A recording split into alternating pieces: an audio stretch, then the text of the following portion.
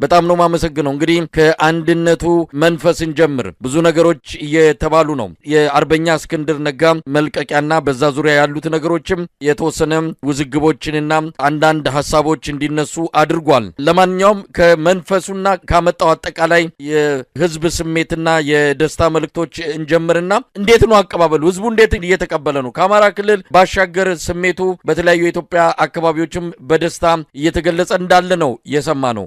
ምን ነገሮች አሉ? አመሰግናለሁ መሳይ። እንግዲህ የአማራ ፋኖ ብሔራዊ ንቅናቄ ከ4 ቀናት በፊት ከተመሰረተበት ቀን ጀምሮ በተለይ በዋናነት በአማራ ክልል ከፍተኛ የሆነ ህዝባዊ ድጋፍ እንዳገኘና በመከላከያ ሰራዊቱም ላይ ከፍተኛ ፍርሃትና ስጋት እንደተፈጠረ ይሄን ተከትሎም በርካታ የሰራዊቱ አባላት ትጥቃቸውን እንደያዙ የሻምበል መሪዎች፣ የመቶ መሪዎች፣ የመቶ አለቆች፣ የ10 አለቆች ጦራቸውን እያያዙ ከፋኖ ኃይሎች ጋር እየተቀላቀሉ እንደሆነ እና መከላከያው የብልጽግና መንግስትን ከፍተኛ ስጋትና ፍርሃት ውስጥ እንደወደቀ ነው መረጃዎች እያመላከቱ የሚገኙት። በተለይ አማራ ክልል ላይ ሰልፍ ሳይቀር የተወጣበት በጎጃም እንዲሁም በባህር ዳር ከተማ ህዝቡ በይፋ ሪችስ ሲተኮስ የታየበት ሁኔታ ነው ያለው። እንዲሁም በሰሜን ሸዋ የአማራ ፋኖ ብሔራዊ ንቅናቄን መመስረት ተከትሎ ወጣቱ የአካባቢው ነዋሪ በየፋኖ በማይቆጣጠራቸው ቦታዎች ሳይቀር የድጋፍ ሰልፍ ወጥቶ ከአማራ ፋኖ ብሔራዊ ንቅናቄ ጋር አብረው በጋራ ድጋፍ እየሰጡ እንደሚገኙ ነው መረጃዎች እያመላከቱ የሚገኙት። የአማራ ፋኖ ብሔራዊ ንቅናቄ በአማራ ክልል ብቻ ሳይወሰን በአዲስ አበባ ከተማ ላይ በይፋ ወጣቱ በተለይ የመንግስት ኃይል ጥምቀትን አስታኮ ወጣቶቹ ጭፈራ እንዳያደርጉ ቲሸርት እንዳይለብሱ ከፍተኛ ፈና ቢፈጽምባቸውም ነገር ግን በቡድን እየሆኑ የዘመነ ካሴን፣ የመከታው ማሞን፣ የደረጀ በላይን፣ የእስክንድር ነጋን እና የሌሎችንም ጀነራል ተፈራ ማሞን ስም እየጠቀሱ ጭፈራ ሲያደርጉ እንደነበርና በአንዳንድ ቦታዎች ላይ በተለይ በዋናነት በደቡብ ክልል በአርባ ምንጭ፣ በሳውላ እንዲሁም በጉራጌ ዞኖች በስልጤ፣ በወራቤ አካባቢዎች ላይ እንዲሁም በሐዋሳ ከተማ ጥምቀትን አስታኮ የአማራ ፋኖ ብሔራዊ ንቅናቄ መመስረቱን ተከትሎ ከፍተኛ ተስፋ ያደረባቸው ወጣቶች በጭፈራ እና በሆታ ድጋፋቸውን ሲገልጹ እንደነበረ ነው መረጃዎች እያመላከቱ የሚገኙት። ነገር ግን የመንግስት ኃይል ግን ከፍተኛ ሽብር ውስጥ እንደወደቀና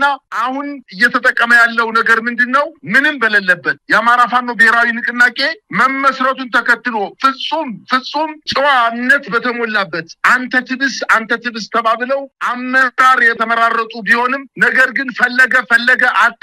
ይሄንን በማጣቱ ምክንያት በጣም የተበሳጨው ኃይል እንደው ትንንሽ ችግሮችን ነቅሶ አውጥቶ በመካከላቸው ክፍተት እንደተፈጠረ እና እንዳለ ለማስመሰል ገና ዛሬ ተመስርቶ 24 ሰዓት ሳይሞላው ፈረሰ እያሉ የመንግስት ደጋፊ ሚዲያዎች በተለይ እነዚህ የመንግስት የሳይበር ሚዲያዎች ከፍተኛ የሆነ ቅስቀሳ እያደረጉ ነው። እንደው ላም ባልዋለበት ኩበት ለቀማ ሆኖ ነው የዋለባቸው። እነሱ ስራ ላይ ናቸው። የአማራ ፋኖ ብሔራዊ ንቅናቄ አመራሮች ስራ ላይ ናቸው። ስራ ላይ መሆናቸውንም ዛሬ በተጨባጭ አስመስክረዋል። የፖሊስ ቢሮ አባሉ ተሰብስቦ ከዚህ በፊት እርስ በርሳችን በቃላት ተወራውረን አንዱ አንዱን ኮንኗል። ሁለተኛ አልፎም በተወሰነ ቦታ ላይ ደግሞ ሳሶችን ተወራውረን መሞት የማይገባቸው ታጋይ ወንድሞቻችን ተሰውተዋል።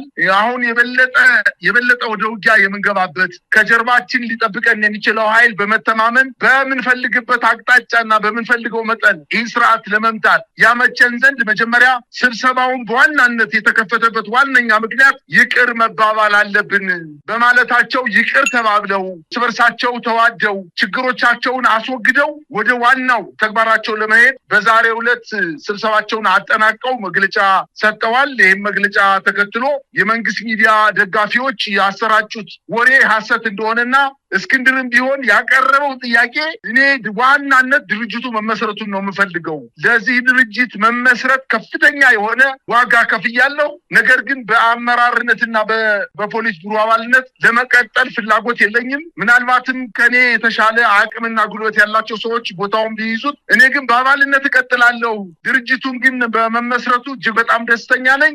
አብረን ታግለን ይህን ስርዓት እናስወግዳለን በማለት መግለጫ ቢሰጥም እነሱ ግን እየሰነጠቁ ሰበዝን እንደመሰንጠቅ ያክል ነገሩ ቃላቶችን እየሰነጠቁ እስክንድር ነጋ ከድርጅቱ ወጥቷል፣ ቅሬታውን አሰምቷል። አልፎም ተርፎም በጣም የሚገርመው ነገር እነ ደረጀና እነ ሌሎች አመራሮች በስራ አስፈጻሚ ደረጃ አልተሾሙም፣ እነዚህ ቅሬታ አንስተዋል በማለት ገና ተናግረው ሳይጨርሱ እነ ደረጀ በላይ በሚዲያ ወጣው እኛ ልጆቻችንን የሰዋንበት ድርጅት ነው፣ በዋናነት እየታገልን ያለነው ለዚህ ጫካ ውስጥ ለሚገኝ ስልጣን አይደለም፣ ለአማራ ህዝብ ነጻነት፣ ለአማራ ህዝብ በሰላም የመኖር መብት ነው እየታገልን ያለነውና ስልጣን ምናችንም አይደለም፣ ልምድ ተሞክሮ ላላቸው ሰዎች አሳልፈን የሰጠን በፍቃዳችን የሰጠን ነው በማለት መግለጫ የሰጡ መሆኑን ሲሰሙ እንግዲህ ምን ሊሉ እንደሚችሉ አልገባኝም። ነገር ግን እያንዳንዱ የሚዲያ ፕሮፓጋንዳ ክሽፈት እየደረሰበት እንደሆነ ነው መረጃዎች ያመላከቱ የሚገኙት። እንግዲህ የአርበኛ እስክንድር ነጋን በተመለከተ አርበኛ መከታው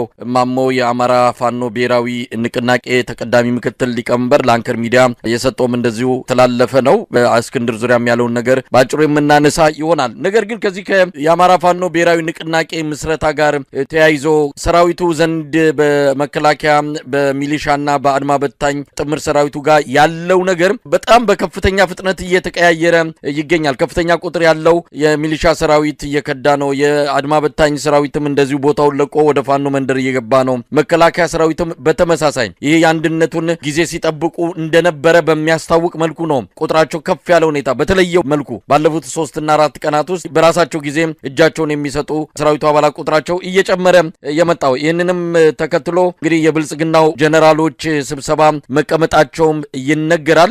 ምክትል ኤታ ማጆር ሹም ጀነራል አበባው ታደሰ በአፋጣኝ ነው ደብረ ብርሃን ሰሜን ሸዋ መግባቱ የተገለጸው። ጀነራል ሹማ አብደታም እንደዚሁ ከሌሎች የዞን አመራሮች ጋር በመሆን ያለውን ሁኔታ እየገመገሙ እንዳለም ነው የሚነገረው። ጀነራሎቹ በዚህ አይነት መልኩ ሚሊሻው እየከዳ መሆኑ አስደንግጧቸዋል። ስለዚህም የአማራ የጸጥታ አመራሮችን ሰብስበው በአስቸኳይ እርምጃ እንዲወስዱ ነው እየጠየቁ ያሉት። የአማራን ክልል አጠቃላይ ወታደራዊም ሆነ የጸጥታ ሁኔታ የተቆጣጠረው መከላከያ ነው። እንደውም ፖለቲካ አመራሮችም የበለጠ ፖለቲካውንም እየዘወሩ ያሉት የአብይ አህመድ ጀነራሎች ናቸው። ይሄ ሁሉ ነገር በእነሱ አይን ስር ነው እየተፈጸመ የሚገኘው። ለማንኛውም የሰራዊቱ መክዳት በውጊያ ከሚገኙ ምርኮኞች ባሻገር በራሳቸው ጊዜም በስፋት እየመጡ ነው። በተለይ የአንድነት ዜናው ከተበሰረ በኋላ በዚህ ላይ ምን መረጃዎች አሉ?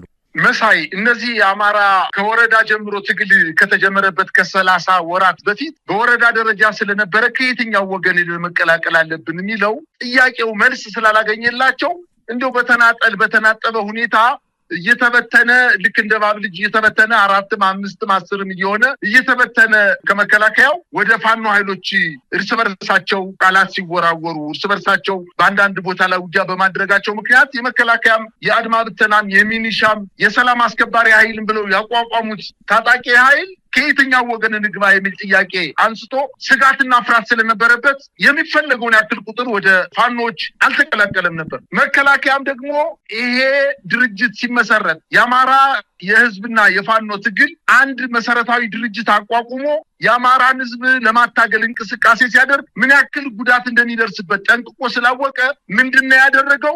የተቻለውን ያክል ገንዘብ በትኖ ፕሮፓጋንዳ አሰራጭቶ በተቻለው መጠን ጦር አሰማርቶ እነዚህን የፋኖ መሪዎች ለመግደል ሲቻል ለመያዝ አለዚያ በገንዘብ አታሎ ወደ ከተማ ለማስገባት ሙከራ አድርጓል። ሙከራው ግን 1 እና 2% እንኳን አልተሳካለትም። 99% ውድቅ ሆኖበት የአማራ ታጋዮች የአማራ ፋኖ ታጋዮች በጣም በጦርነት ውስጥ ሆነው እንኳን እጅግ በጣም በሚያስደንቅ ሁኔታ ድርጅታቸው ምንም እንከን የማይወጣለት ድርጅት ካቋቋሙ በኋላ መከላከያው በገፍ እየከዳ ነው። አሁን በጣም የምናየው ነገር ተራ ወታደር አይደለም እየከዳ ያለው። በጣም በርካታ የመስመራዊ መኮንኖች ሰራዊታቸውን እየያዙ እየተቀላቀሉ እንደሚገኙ ነው መረጃዎች እያመላከቱ ያሉት። የአማራ ክልል ላይ ያለ የመከላከያ ሰራዊት ቀድሞ ነገር ሲጀመር ምክንያት አልባ እንደሆነ ስለሚያውቀው ጦርነቱን ባገኘው አጋጣሚ ሁሉ ለፋኖ እጁን ለመስጠት ከፍተኛ ፍላጎት የነበረው ስለነበረ አሁን አንድ ድርጅት መስርተው በየትኛውም አቅጣጫ ብሄድ ሌላኛው የፋኖ ኃይል አይመታኝም በማለታቸው ምክንያት በገፍ እየተቀላቀለ እንደሚገኝና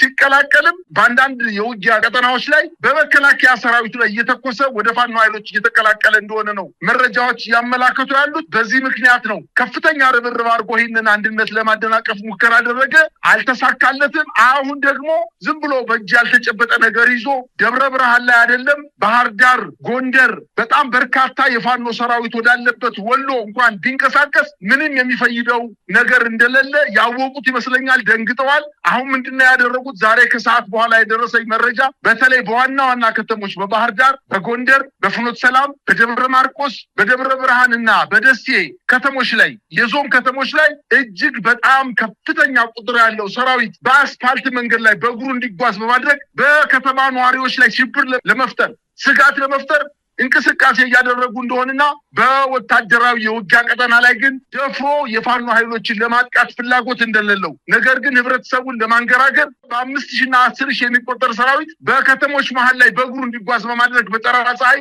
ህዝቡን ከፍተኛ ፍርሃት ውስጥ እንዲወርቅ ለማድረግ ነው እንቅስቃሴ እያደረገ ያለው።